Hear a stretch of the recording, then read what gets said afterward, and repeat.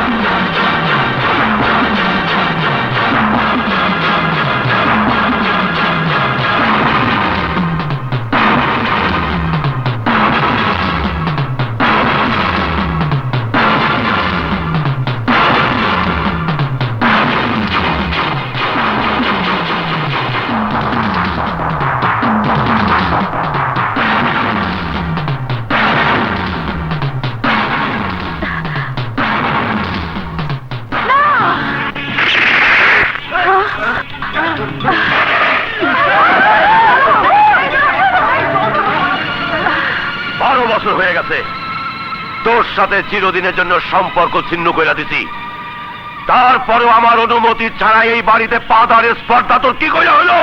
রহমত, রহমত, এদেরকে এই মুহূর্তে এখান থেকে চলে যেতে বল।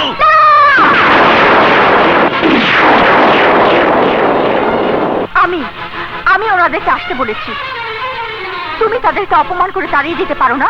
তুই কেন কেন আসতে বলছিস? আমার বিয়ের 3 তারিখ ঠিক করার জন্য। কি? তোর বিয়ের ব্যাপারে ও কথা বলার কে? আমার মায়ের মতো বোন, আমারই মতো ও তোমারই মেয়ে। বিয়ার আগে ছিল, কিন্তু এখন পর হয়ে গেছে, তাই না?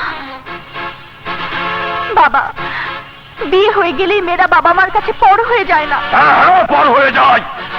আর কেউ না হোক, ও আমার পর হয়ে গেছে, পর হয়ে গেছে। এখনো সময় আছে, ওদেরকে চলে যেতে বল।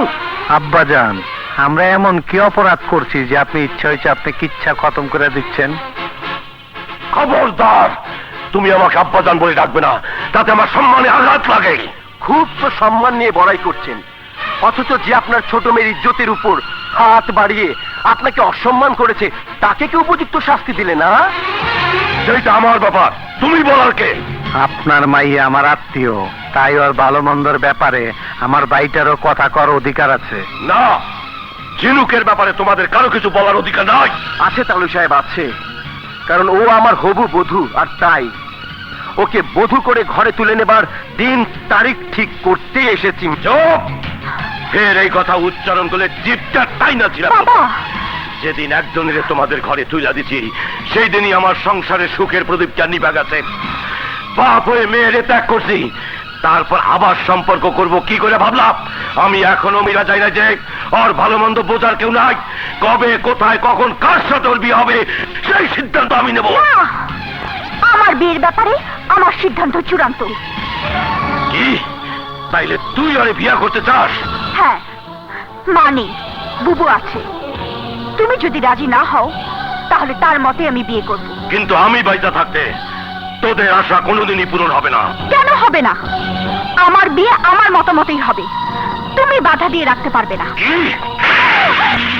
ভুলে গেছিস কার সাথে কথা বলছিস? উনি তোর জন্মদাতা, উনি রাজি না থাকলে তোর এই বিয়ে হবে তাতে কি করে ভাবলি? আমেরিকা থেকে লেখাপড়া শিখে এসেছিস বলে তুই নিজেকে কি মনে করছিস? বাবার সাথে তর্ক করতে তোর এতটুকু বুক কেঁপে উঠলো না? কোন সাহসে তুই ওনার মুখের উপর কথা বলছিস? সে তোকে কতটুকু ভালোবাসে আজ পর্যন্ত বুঝতে পেরেছিস? এই পৃথিবীতে এখন তুই তার একমাত্র আপনজন, তোর কিছু হলে উনি বাঁচবেন না, তুই তা বুঝিস না। বাবা, আপনি আমাকে মাফ করে দিন। মা নেই, আপনিও দূরে সরে আছেন, একমাত্র ঝিনুকের মাঝেই আপনাদের হারানো ব্যথা ভুলে আছি। ওর বিয়ে হওয়ার পর ও যদি দূরে কোথাও চলে যায় তাহলে আপন বলতে আমার আর কেউ থাকবে না, আর তাই ওকে কাছে রাখার জন্য আমি এই বিয়েতে মত দিয়ে আপনার মতামত নিতে এসেছিলাম। কিন্তু বুঝতে পারছি আমি ভুল করেছি, আপনি আমাদেরকে ক্ষমা করে দিন। আমরা আসি। মনে রাখিস, ফের যদি এই ধরনের কোনো ভুল করিস আর আমার সংসারে কোনো ব্যাপারে মাথা ঘামাইস, তাহলে ক্ষমা নামের শব্দটি আমার মন থেকে উঠে যাবে। আর আসি বলছিস কেন? যাই বল, যাতে আর কোনোদিন না আসতে হয়।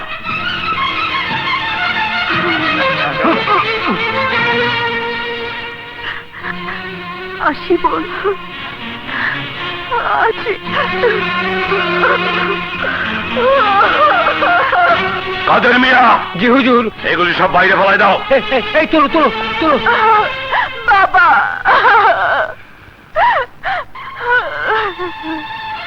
বাবা, আমি অনেক বড় অন্যায় করে ফেলেছি, আমাকে তুমি মাফ করে দাও বাবা, মাফ করে দাও। ইচ্ছা করতেছে কি ইচ্ছা খতম করে দেই। এতদিন তোমার বাপে করছে, আজ তুমিও বাপের সাথে তাল মিলাইয়া আত্মীয় স্বজনের সামনে আমার মান ইজ্জতের 12টা বাজায় দিছো। হ্যাঁ দিয়েছি, তা না হলে আমার মতো ঝিনুকের জীবন থেকেও বাবা চিরদিনের জন্য দূরে সরে যেত। এত সহায় সম্পত্তি থাকতেও বাবা নিঃস্ব হয়ে যেত, আপনজন বলতে তার আর কেউ থাকতো না। আর সেই শোকে যে কোনো মুহূর্তে বাবার কিছু একটা হোক, তা আমি চাই না, চাই না, চাই না। কিন্তু আমি চাই যত জলদি ইচ্ছা খতম হইব, তত জলদি এই কলজাটা ঠান্ডা হইব। মামু চলো। হ্যাঁ চলো।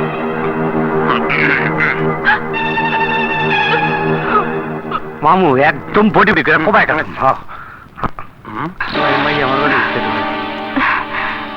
কিরে বলা নাই কওয়া নাই, হঠাৎ কইরা এখানে? ফয়সালা করতে আসছি, ঢালুর সাথে আমার বোনের বিয়েটা কবে হবে? কেন তোর বোনের বিয়ার ফুল কি কেউ ছিঁড়া লয়ে যাইতাছে? হ্যাঁ, তা না হলে ঢালুর সাথে তোমার শালীর বিয়ের দিন তারিখ ঠিক করতে চৌধুরী বাড়িতে গিয়েছিলে কেন? ও যায় নাই তো, ঢালু নিজেই তার ভাবিরে নিয়ে গেছিল। তোমারে কথা দিছে বইলা ও গিয়া বিয়ার কথাবার্তা বন্ধ করে দিয়েছে। তাই যদি হয় তাহলে বলো, কোন দিন কখন জেসমিন আর ঢালুর বিয়ে হবে? কথা যখন দিছি তখন খুব জলদি কাম সাইরা ফেলামু। তার আগ পর্যন্ত তোর বইনে যেন পোলার পানের লগে টাঙ্কি না মারে, সেদিকে খেয়াল রাখ। যা। ঠিক আছে। কোন দিন আমার কিচ্ছা খতম হইব কে জান। ভাই মিয়া ভাই শোনো, খবর আছে ওই নাকি আবার জেল থেকে বাইর হইছে। হ্যাঁ ঠিক আছে, কিচ্ছা খতম করে দে। আচ্ছা আমি যাই মিয়া ভাই। যা।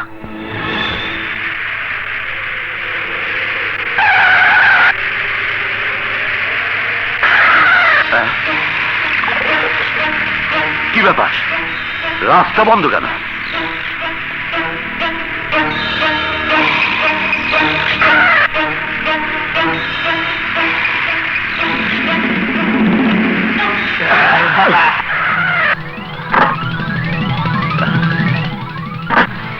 এই তোমরা কারা, কি চাও এখানে?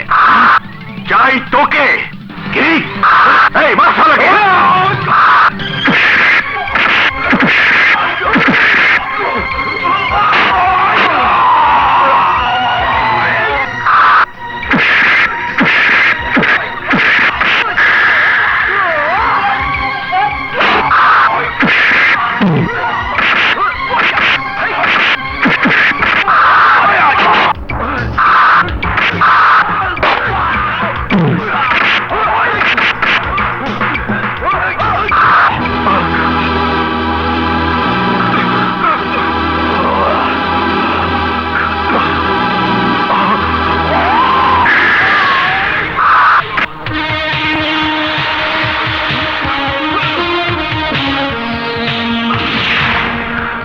হাসান, তুই?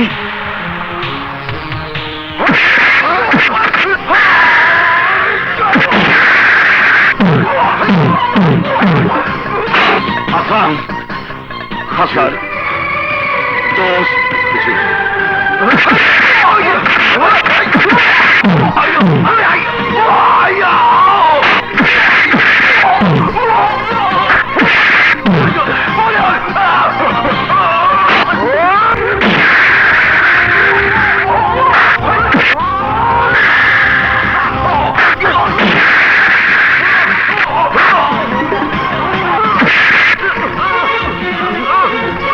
বল তোদের কে পাঠিয়েছে? বল তোরা কার লোক? বলছি আমরা আমরা হাসান, দেখি দেখি দেখি।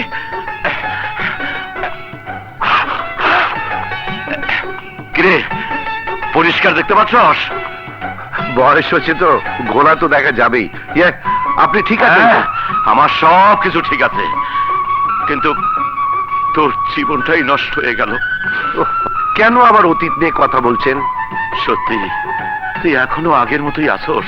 দোষ, তুই আমার মাফ করে দিস। আমি 2 মাস ধইরা তোরে দেখতে যেতে পারি নাই, তার কারণ আছে, সব বাড়ি গিয়ে বলবো। চল চল। হুজুর, আপনি যান, আমি আগে মিলি মামুনি কেমন আছে তা দেখে আসি। আমি ভাবলাম 12 বছর পর জেল থেকে ছাড়া পাইয়া প্রথমে ছেলের কাছে যাবি, তা না কইরা তুই আমার অপয়া মেয়েটারে দেখতে যাবি। এখন ওর প্রতি তোর এত মায়া? হ্যাঁ হুজুর, মৃত্যুর আগ পর্যন্ত থাকবে। যার সুখের জন্য এতটা বছর জেলে ছিলাম, সে কেমন আছে তা না দেখার আগে পর্যন্ত এই বুকের ভেতরে শান্তি পাবে না। আপনি যান, আমি আসছি। পৃথিবীতে তোর মতো এমন দোষ কজন আছে তা আমি জানি না। আজ আমার জীবনের সবচাইতে বড় খুশির দিন। ইচ্ছে হইছে শ্বশুর আব্বা জানের কিচ্ছা খতম করে দিতে। আলহামদুলিল্লাহ মামু, আজ মন বইরা মাল খাবো আর ফুর্তি করে মনের জ্বালা মিটামু। কাল্লু ভাই, বুঝছি, কিচ্ছা খতম। এই তোর এদিকে আয়। খবর কি নেতাজিরা? কাল্লু ভাই, আমাকে কোনো দোষ নাই। চৌধুরী সাহেবরে খুন করার সময় আতকা হাসান আলী আইসা তগো কিচ্ছা খতম করে দিছে। পোলারা এক বুইরা তগো দামরা চেহারা গুলারে আমরা ফাটা করে দিল। আইস তগরেও আমি আরে ভাই, না করো কি এইবারের মতো ওখানে মাফ করে দেখো। এরপর যদি ফেল মারে তাইলে একেবারে ফাইনাল কিচ্ছা খতম করে দিও। হ্যাঁ, এই খারাই নিছসকে মামু এখন কেইব? ওই খুনি শালার পর যখন আইসা পড়ছে, এখন তো আমার যে কোনো সময় বিপদে ফেলতে পারে। আরে দূর, হাসান আলী আবার তোমার কি বিপদের মধ্যে ফেলবো? তা আমি জানি, সুযোগ পাইলে ও ঠিকই আমার কিচ্ছা খতম করে দিব। সেই সুযোগ না দিলেই হয়। হ্যাঁ, ঠিকই কইছো। এতদিন ধইরা চৌধুরীর সম্পত্তির মালিক হনের লাইগা যে স্বপ্ন আমি দেখাইতাছি, সেই স্বপ্নের মধ্যে যদি কেউ ডিস্টার্ব করে, ওর কিচ্ছা আমি খতম করে দিব।